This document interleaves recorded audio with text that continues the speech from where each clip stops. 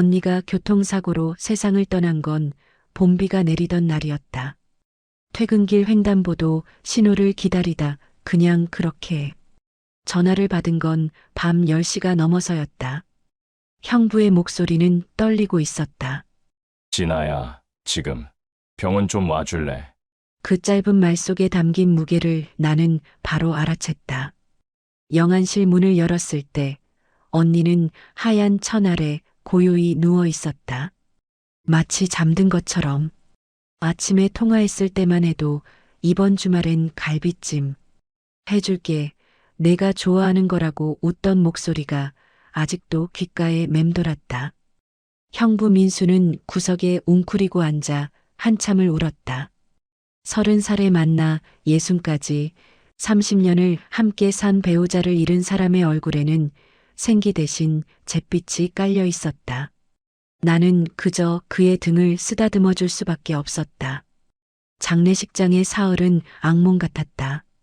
수많은 사람들이 왔다가 갔다. 위로의 말들이 쏟아졌지만 형부의 귀엔 아무것도 들리지 않는 듯했다. 그는 영정 사진 앞에 하루 종일 앉아 있었다. 밥도 거의 먹지 않았다.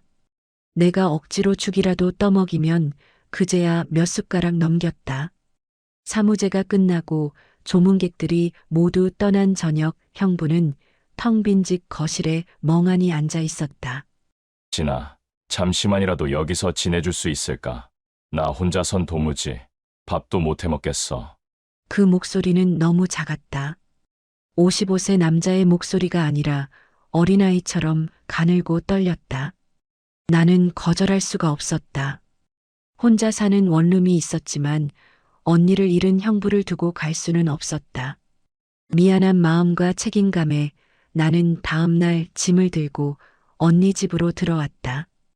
현관문을 열자 익숙한 향기가 코끝을 스쳤다. 언니가 즐겨 쓰던 은은한 베이스 향이었다. 거실로 들어서니 소파 위에 언니의 앞치마가 개켜져 있었다. 파란 체크무늬. 언니는 요리할 때마다 그걸 두르고 콧노래를 불렀다. 벽에는 가족 사진들이 빼곡히 걸려 있었다. 형부와 언니가 제주도에서 찍은 사진, 두 아들이 어렸을 때 놀이공원에서 찍은 사진. 모든 프레임 속에서 언니는 환하게 웃고 있었다. 부엌으로 가니 냉장고에 언니가 써놓은 메모지가 그대로 붙어 있었다. 민수야, 김치 반찬통 왼쪽 칸에 있어. 낮에 담가놨으니까 저녁에 먹어. 언니의 필체였다. 또박또박하고 둥근 글씨. 나는 그 메모지를 떼어내지 못했다. 냉장고를 열자 언니가 만들어둔 반찬들이 정갈하게 놓여 있었다. 시금치나물, 멸치볶음, 된장. 그녀가 마지막으로 만든 것들이었다. 첫날 밤은 유난히 고요했다. 언니의 방은 그대로였다. 화장대 위에 로션, 침대 옆 탁자에 놓인 책, 옷장 안의 옷들. 모든 것이 아직 그녀의 온도를 품고 있었다. 나는 작은 방에 짐을 풀었다. 예전에 조카들이 쓰던 방이었다. 지금은 둘 다 대학을 졸업하고 독립해서 명절에만 집에 왔다. 언니 장례식 때도 왔다가 일주일 만에 다시 각자의 삶으로 돌아갔다. 형부는 거의 말이 없었다. 아침에 일어나 회사에 가고 저녁에 돌아와 소파에 앉아 멍하니 TV만 봤다. 실제로 화면을 보는 건지 그냥 켜놓은 건지 알 수 없었다. 나는 저녁마다 밥을 차렸다. 언니가 자주 해주던 반찬들을 만들려고 노력했다. 형부는 묵묵히 밥을 먹었지만 맛을 느끼는 것 같지 않았다. 형부, 국이 짜지 않아요? 아니, 괜찮아. 반찬 더 필요한 거 있으면 말씀하세요. 고마워, 진아야. 짧은 대화가 전부였다. 그 공간 안에서 우리는 각자의 슬픔을 안고 조용히 하루하루를 견뎌냈다. 하지만 일주일쯤 지났을 때 나는 형부의 눈빛이 조금씩 달라지고 있다는 걸 느끼기 시작했다. 처음엔 착각인 줄 알았다. 내가 부엌에서 설거지를 할 때 거실에서 느껴지는 시선. 저녁을 먹을 때 마주치는 눈빛의 미묘한 변화. 언니를 닮았다는 말을 어릴 때부터 많이 들었다. 키도 비슷하고 목소리 톤도 비슷했다. 혹시 형부가 나를 보며 언니를 떠올리는 건 아닐까? 그렇게 생각하면 이해가 됐다. 하지만 그게 전부가 아니라는 걸 나는 곧 알게 될 것이었다. 밤마다 나는 잠들기 전 언니를 떠올렸다. 언니가 이 집에서 웃던 모습, 형부와 장을 보러 가던 모습, 조카들에게 밥을 떠먹이던 모습. 언니의 부재는 점점 더 선명해졌고 그 빈자리는 이 집 구석구석을 채우고 있었다. 그리고 그 빈자리가 나를, 그리고 형부를 어디로 이끌지 나는 아직 몰랐다. 그날은 유난히 잠이 오지 않았다. 새벽 5시 나는 부엌으로 나와 냉장고를 열었다. 형부가 좋아하는 시래기 된장국을 끓여주고 싶었다. 언니가 자주 해주던 그 국. 시래기를 물에 불리고 멸치 육수를 우려내고 된장을 풀었다. 보글보글 끓는 소리가 고요한 새벽을 채웠다. 진아, 뒤에서 들려온 목소리에 나는 깜짝 놀라 돌아봤다. 민수가 서 있었다. 흰 티셔츠에 편한 바지 차림. 머리는 헝클어져 있었고 눈가엔 잠이 덜 깬 흔적이 남아 있었다. 하지만 그의 눈빛은 또렷했다. 형부 깨웠어요? 조용히 하려고 했는데. 아니, 원래 잠이 안 와서. 그가 천천히 다가왔다. 나는 다시 냄비를 향해 돌아서서 국을 저었다. 뒤에서 형부의 기척이 느껴졌다. 평소보다 가까웠다. 숨소리가 들렸다. 언니가 자주 해주시던 국이죠? 형부 좋아하신다고. 말을 끝맺기도 전에 형부의 손이 내 어깨에 얹어졌다. 따뜻하고 묵직한 손. 나는 숟가락을 든 채 굳어버렸다. 심장이 귀 옆에서 쿵쿵 뛰기 시작했다. 진아, 그의 목소리가 낮게 깔렸다. 밥은 나중에 해도 되잖아. 그 말이 낯설게 들렸다. 아니, 낯설다기보다는 위험하게 들렸다. 나는 천천히 고개를 돌렸다. 형부의 얼굴이 가까웠다. 그의 눈엔 지난 몇 주간 보지 못했던 감정이 담겨 있었다. 슬픔도 아니고 공허함도 아닌 무언가 뜨겁고 절박한 것. 형부, 내 목소리는 떨렸다. 손끝도 떨렸다.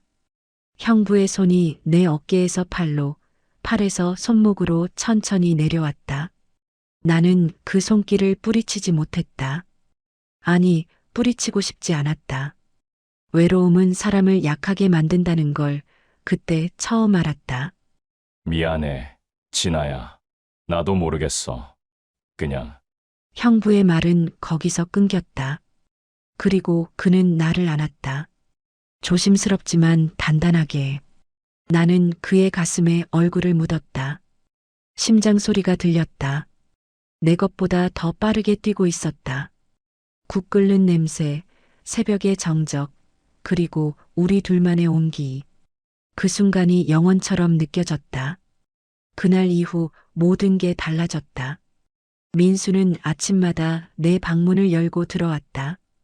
처음엔 조심스럽게 노크를 했다. 진아, 깼어?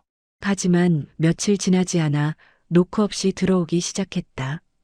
나는 그걸 막지 않았다. 막을 수 없었다. 밥 먼저 차릴게요. 진아, 형부 회사 늦으시잖아요. 밥은 나중에. 같은 대화가 반복됐다. 하지만 매번 결말은 같았다. 밥상보다 먼저 나를 찾았다. 형부의 손길은 점점 익숙해졌고 나는 점점 저항할 힘을 잃어갔다. 죄책감은 있었다. 언니의 얼굴이 떠올랐고 언니의 목소리가 들리는 것 같았다. 진아야, 넌 내 동생인데. 하지만 몸은 이미 다른 것을 기억하고 있었다. 어느 날 아침 형부가 내 귀에 속삭였다. 진아, 그만두자고 해도 난 널 포기 못해. 그 말은 고백이자 선언이었다. 나는 대답하지 못했다. 그저 눈을 감았다. 형부의 숨소리가 목덜미를 스칠 때마다 언니의 미소가 떠올랐다. 언니가 행복하게 웃던 모습, 형부와 손을 잡고 시장을 걷던 모습, 그 모든 기억들이 파도처럼 밀려왔다. 형부는 언니 생각 안 나세요? 내가 떨리는 목소리로 물었다. 형부는 잠시 침묵했다. 그의 손이 내 머리카락을 쓰다듬었다. 매일 생각해. 하지만 진아, 난 지금 여기 있어. 그리고 넌 내 옆에 있고. 그 대답은 위로가 아니었다. 오히려 더 잔인했다. 형부도 죄책감을 느끼고 있다는 걸 알았지만 그럼에도 불구하고 멈출 수 없다는 걸 인정하고 있었다. 우리는 서로의 외로움을 먹이 삼아 하루하루를 버텨가고 있었다. 아침마다 반복되는 이 일상. 밥을 먼저 짓지 못하는 아침들. 형부의 품에서 눈을 뜰 때마다 나는 조금씩 무너졌다. 거울을 보면 낯선 여자가 서 있었다. 언니의 집에서 언니의 남편과 언니가 누워 자던 바로 옆방에서 이 모든 것이 잘못되었다는 걸 알면서도 나는 매일 아침 부엌으로 나가 국을 끓였다. 그리고 형부가 뒤에서 내 어깨에 손을 얹을 때까지 기다렸다. 죄책감이 파도처럼 밀려왔지만 몸은 이미 그 손길을 기억하고 있었다. 그리고 그 기억은 나를 조금씩 집어삼키고 있었다. 며칠이 지나고 나는 점점 불안해졌다. 아침에 일어나 세수를 하러 가면 거울 속에 낯선 여자가 서 있었다. 언니를 닮았다는 얼굴, 하지만 언니와는 전혀 다른 눈빛. 죄책감으로 가득한 눈. 나는 그 눈을 똑바로 마주할 수가 없었다. 나는 도대체 뭐 하고 있는 거지? 화장대 앞에 앉아 있으면 자꾸 이런 생각이 들었다. 언니의 집에서 언니의 남편과 이게 사랑일까? 아니면 그냥 외로움에 기댄 것일까? 답은 알 수 없었다. 아니, 알고 싶지 않았다. 언니가 알면 뭐라고 할까? 가장 무서운 건 이 질문이었다. 언니는 항상 나를 아꼈다. 어릴 때부터 내가 필요한 게 있으면 먼저 챙겨줬고 대학 등록금도 언니가 보태줬다. 진아야, 넌 내 동생이잖아. 동생이 잘 되는 게 언니 행복이야. 그렇게 웃던 언니. 그런 언니를 배신하고 있는 내가 너무 비겁하게 느껴졌다. 민수는 여전히 무뚝뚝했다. 회사에서 돌아오면 거실 소파에 앉아 멍하니 천장만 바라봤다. TV는 켜져 있었지만 실제로 보는 건지 알 수 없었다. 나는 부엌에서 저녁을 준비하며 그의 뒷모습을 훔쳐봤다. 축 늘어진 어깨, 풀린 넥타이, 지친 얼굴. 55세 남자의 모습이 아니라 모든 것을 잃어버린 사람의 모습이었다. 가끔씩 형부는 언니의 이름을 중얼거렸다. 저녁을 먹다가도 소파에 앉아 있다가도 갑자기 수진아 하고 혼잣말을 했다. 그때마다 내 마음은 무너졌다. 나는 그저 대체품일 뿐이구나. 언니를 잃은 빈자리를 메우는 임시 방편일 뿐이구나. 그런 생각이 들 때면 숨이 막혔다. 어느 날 저녁 나는 용기를 내서 물었다. 형부, 언니 생각 아직 많이 나죠? 민수는 젓가락을 든 채 잠시 멈췄다. 그리고 천천히 고개를 들어 나를 봤다. 그의 눈엔 복잡한 감정이 담겨 있었다. 응. 짧은 대답이었다. 하지만 그 한 글자 속에 모든 게 담겨 있었다. 슬픔, 그리움, 미안함. 나는 고개를 숙였다. 밥이 목으로 넘어가지 않았다. 근데 이젠 진아 내 얼굴이 자꾸 겹쳐. 형부의 말에 나는 숟가락을 놓았다. 그 말은 달콤했지만 잔인했다. 위로처럼 들렸지만 상처였다. 나는 언니의 대체품이 아니라 언니의 잔상일 뿐이었다. 형부가 내 얼굴을 볼 때 그는 나를 보는 게 아니라 언니를 보고 있었던 것이다. 형부는 저를 보는 건가요? 아니면 언니를 보는 건가요? 내 목소리는 떨렸다. 민수는 대답하지 않았다. 그저 묵묵히 밥을 먹었다. 하지만 그 침묵이 답이었다. 나는 그가 나를 사랑하는 게 아니라 언니의 그림자를 붙잡고 있다는 걸 깨달았다. 그리고 나 역시 형부를 사랑하는 게 아니라 그저 외로움에서 벗어나고 싶었던 것 뿐이라는 걸 인정해야 했다. 그날 밤 나는 침대에 누워 천장을 바라봤다. 언니의 옷장에서 나는 희미한 향기가 방 안으로 스며들었다. 복도 너머에서는 형부가 혼자 술을 마시는 소리가 들렸다. 잔을 부딪히는 소리, 한숨 쉬는 소리. 사랑도 욕망도 결국 같은 외로움에서 비롯된 것일 뿐이었다. 우리는 서로를 사랑한 게 아니라 각자의 공허함을 채우려 했던 것 뿐이었다. 형부는 언니의 빈자리를, 나는 누군가에게 필요한 사람이 되고 싶은 갈망을. 하지만 그 어떤 것도 진짜가 아니었다. 나는 이불을 끌어올려 얼굴을 덮었다. 눈물이 흘렀다. 언니에게 미안해서, 형부에게 미안해서, 그리고 이런 나 자신에게 화가 나서 모든 게 잘못되었다는 걸 알면서도 어떻게 빠져나가야 할지 몰랐다. 다음 날 아침, 형부는 평소처럼 내 방문을 열고 들어왔다. 하지만 나는 그를 밀어냈다. 형부 안 돼요. 진아, 저 언니가 아니에요. 저는 그냥 진아예요. 형부는 아무 말 없이 나를 바라봤다. 그의 눈엔 당황스러움과 슬픔이 동시에 담겨 있었다. 그리고 그는 천천히 방을 나갔다. 문이 닫히는 소리가 유난히 크게 들렸다. 나는 무릎을 안고 울었다. 이제 어떻게 해야 할지 몰랐다. 떠나야 한다는 건 알았지만 형부를 혼자 둘 수는 없었다. 하지만 이대로 계속 있으면 우리 둘 다 망가질 것 같았다. 외로움은 우리 둘을 엮은 가장 잔인한 끈이었다. 그리고 그 끈은 점점 더 조여오고 있었다. 그날은 바람이 세게 불었다. 창문이 덜컹거렸고 나뭇가지가 유리창을 긁는 소리가 들렸다. 저녁을 먹고 설거지를 마친 후 나는 거실로 나왔다. 형부가 소파에 앉아 창밖을 바라보고 있었다. 그의 옆 테이블 위에는 소주 한 병이 놓여 있었다. 진아, 앉아. 형부가 소파를 톡톡 두드렸다. 나는 조심스럽게 그의 옆에 앉았다. 적당한 거리를 두고 형부는 소주잔 2개를 꺼내 하나를 내 앞에 놓았다. 오늘은 같이 한잔하자. 평소와 다른 목소리였다. 무겁지만 부드러웠다. 나는 고개를 끄덕이고 잔을 받았다. 형부가 소주를 따랐다. 투명한 액체가 작은 잔을 채워갔다. 우리는 동시에 잔을 들었다. 부딪히는 소리도 없이 그냥 마셨다. 쓰고 매운맛이 목을 타고 내려갔다. 형부는 냉장고에서 김치를 꺼내왔다. 언니가 담근 마지막 김치였다. 붉은색이 선명했고 아직도 언니의 손맛이 남아 있었다. 형부는 김치 한 조각을 집으며 말했다. 진아, 살아줘서 고맙다.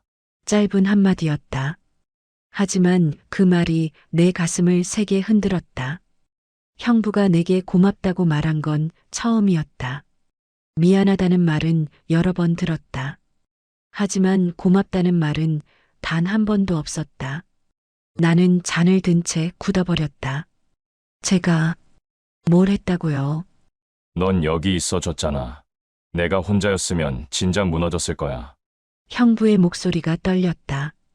그는 또 한 잔을 비웠다. 나도 따라 마셨다. 알코올이 머릿속으로 스며들었다. 따뜻한 온기가 몸을 감쌌다. 처음으로 느끼는 온기였다. 죄책감도 아니고 욕망도 아니고 그냥 순수한 고마움과 위로. 그것이 이렇게 따뜻한 것인지 몰랐다. 형부도 힘드셨을 거예요. 저는 그냥 아니야. 넌 충분히 해줬어. 밥 해주고, 빨래 해주고, 그냥 옆에 있어준 것만으로도. 형부가 내 손을 잡았다. 예전처럼 욕망이 담긴 손길이 아니었다. 그냥 감사의 손길이었다. 나는 눈물이 날 것 같았다. 이런 마음을 원했던 거였다. 사랑이나 욕망이 아니라 그냥 순수한 고마움. 하지만 동시에 알았다. 이제 떠나야 한다는 것을. 잠시 침묵이 흘렀다. 밖에서는 바람 소리만 들렸다. 나는 소주잔을 내려놓고 천천히 입을 열었다. 형부, 응, 언니가 나한테 와요. 형부가 나를 봤다. 그의 눈에 놀라움이 스쳤다. 꿈에서 자꾸 웃어요. 언니가. 그리고 말해요. 이젠 그만하래요. 내 목소리는 떨렸다. 형부는 아무 말 없이 담배를 꺼냈다. 담배에 불을 붙이고 깊게 빨아들였다. 연기가 천천히 퍼져나갔다. 수진이가 뭐래? 그냥 웃어요. 아무 말도 안 해요. 근데 알 수 있어요. 이제 그만 놓으라고. 형부도 저도. 형부는 담배 연기를 길게 내뿜었다. 창밖을 바라보는 그의 옆 얼굴에 그림자가 졌다. 나도 꿈에서 봐. 수진이를. 근데 수진이는 화내지 않아. 그냥 미소 짓고 있어. 언니는 원래 그랬잖아요. 화낼 줄 모르는 사람이었어요. 그래서 더 미안해. 내가 이러고 있는데도 화를 안 내니까. 형부가 소주를 또 마셨다. 벌써 반병이 넘게 비워졌다. 나도 잔을 채워 마셨다.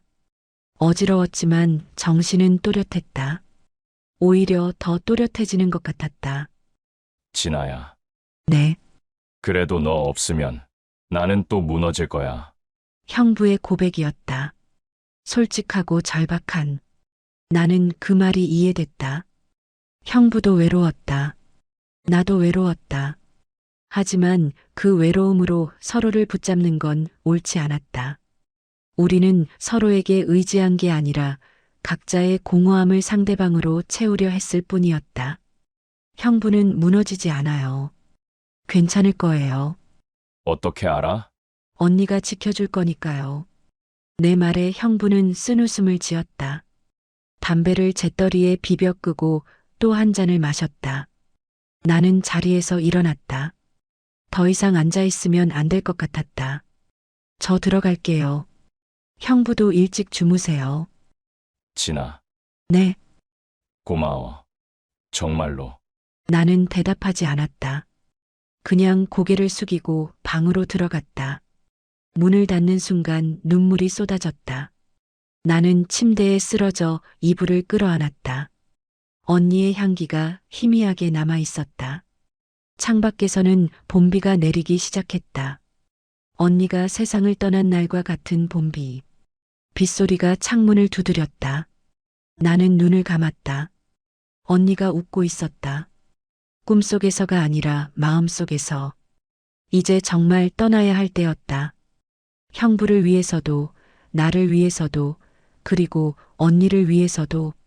새벽 4시 나는 눈을 떴다. 더 이상 잠을 이룰 수 없었다.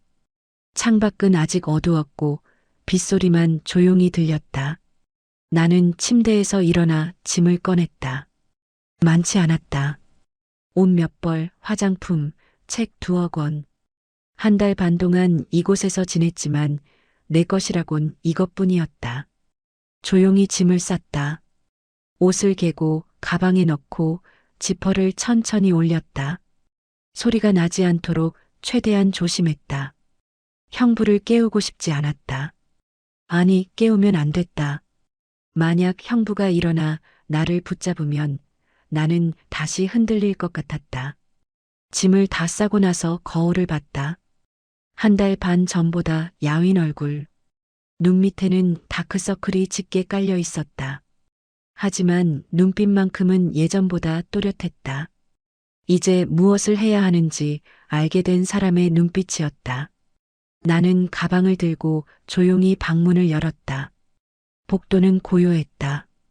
형부의 방에서는 아무 소리도 들리지 않았다. 나는 부엌으로 향했다. 마지막으로 할 일이 남아 있었다. 냉장고를 열었다. 시래기, 멸치, 된장. 형부가 좋아하는 재료들이 그대로 있었다. 나는 냄비에 물을 붓고 멸치를 넣었다. 육수가 끓기 시작하자 시래기를 넣고 된장을 풀었다. 보글보글 끓는 소리가 새벽의 정적을 깼다. 하지만 이번엔 형부가 오지 않았다. 나는 혼자서 국을 끓였다. 밥도 했다. 형부가 하루는 먹을 수 있도록 반찬도 꺼내 작은 접시에 담았다. 김치, 멸치볶음, 계란찜. 식탁을 차리고 나니 언니가 차려주던 밥상과 비슷해 보였다. 하지만 나는 언니가 아니었다. 영원히 언니가 될 수 없었다. 편지지를 꺼냈다. 펜을 들었지만 손이 떨렸다. 무슨 말을 써야 할까? 미안하다고, 고맙다고, 잘 지내라고, 모든 말이 부족해 보였다. 한참을 망설이다가 나는 짧게 썼다. 형부, 밥은 꼭 챙겨 드세요. 이제 언니에게로 가세요. 짧지만 내가 할 수 있는 전부였다. 편지를 식탁 위에 놓았다. 된장국 옆에 형부가 아침에 일어나면 제일 먼저 볼 수 있는 곳에 가방을 들고 현관으로 향했다. 신발을 신으며 마지막으로 집안을 둘러봤다. 거실의 소파, 벽에 걸린 가족 사진, 언니의 앞치마가 걸린 부엌. 모든 것이 언니의 흔적으로 가득했다. 나는 여기에 속하지 않았다. 처음부터 이 자리는 내 것이 아니었다. 현관문 손잡이를 잡았다. 천천히 돌렸다. 문이 열렸다. 새벽 공기가 차가웠다. 밖으로 나서며 마지막으로 뒤돌아봤다. 그때 거실 불빛이 켜졌다. 민수가 서 있었다. 잠옷 차림에 헝클어진 머리. 그는 나를 보고 있었다. 입을 열려다 닫았다. 그의 눈엔 눈물이 고여 있었다. 나도 눈물이 났다. 하지만 나는 돌아서야 했다. 안녕히 계세요, 형부. 내 목소리는 떨렸지만 단호했다. 형부는 한 발자국 다가오려다 멈췄다. 그리고 천천히 고개를 끄덕였다. 그것이 우리의 마지막 인사였다. 현관문을 닫았다. 계단을 내려갔다. 한 걸음, 두 걸음. 뒤돌아보고 싶었지만 참았다. 돌아보면 다시 올라갈 것 같았다. 아파트 입구를 나서자 빗방울이 얼굴에 떨어졌다. 차가웠지만 정신이 들었다. 택시를 잡아 탔다. 기사님이 목적지를 물었다. 역으로 가주세요. 차가 출발했다. 뒷좌석 창문으로 아파트가 점점 멀어졌다. 나는 그 건물을 바라봤다. 형부가 창가에 서서 나를 보고 있는 것 같았다. 아니, 환상일 뿐이었다. 그 후로 몇 달이 지났다. 나는 원룸으로 돌아와 다시 일을 시작했다. 일상으로 돌아왔다. 하지만 가끔 새벽마다 형부의 목소리가 들리는 듯했다. 진아, 밥은 나중에. 그때마다 나는 이불을 꼭 끌어안았다. 눈물이 흘렀다. 죄책감 때문만은 아니었다. 그리움 때문도 후회 때문도 아니었다. 그냥 그 시간이 주는 아픔 때문이었다. 옳지 않았지만 진실했던 감정들. 잘못되었지만 따뜻했던 순간들. 이제 나는 안다. 욕망은 사랑의 다른 이름이었고 외로움은 우리 둘을 엮은 가장 잔인한 끈이었다는 것을. 우리는 서로를 사랑한 게 아니었다. 그저 각자의 빈자리를 메우려 했을 뿐이었다. 형부는 언니의 빈자리를, 나는 쓸모있는 사람이 되고 싶은 갈망을. 하지만 그 끈을 끊어낸 그날 아침이 내 인생의 진짜 시작이었다. 떠나지 않았다면 나는 영원히 언니의 그림자로 살았을 것이다. 형부도 영원히 과거에 갇혀 살았을 것이다. 가끔 언니 꿈을 꾼다. 언니는 여전히 웃고 있다. 화내지 않는다. 잘했어, 진아야. 이제 내 길을 가. 그렇게 말하는 것 같다. 나는 눈을 뜨고 창밖을 본다. 해가 떠오르고 있다. 새로운 아침이 시작되고 있다. 형부는 어떻게 지내고 있을까? 밥은 잘 챙겨 먹고 있을까? 언니의 사진 앞에 아직도 앉아 있을까? 알 수 없다. 하지만 괜찮다. 우리는 각자의 방식으로 살아갈 것이다. 그리고 언젠가 이 모든 것이 우리를 더 나은 사람으로 만들었다고 말할 수 있을 것이다. 봄비는 그쳤다. 이제 여름이 온다. 오늘 준비한 이야기는 여기까지입니다. 구독과 좋아요는 황혼일기의 다음 장을 여는 힘이 됩니다. 잘 들었다는 댓글 한 줄로 응원 부탁드립니다. 감사합니다.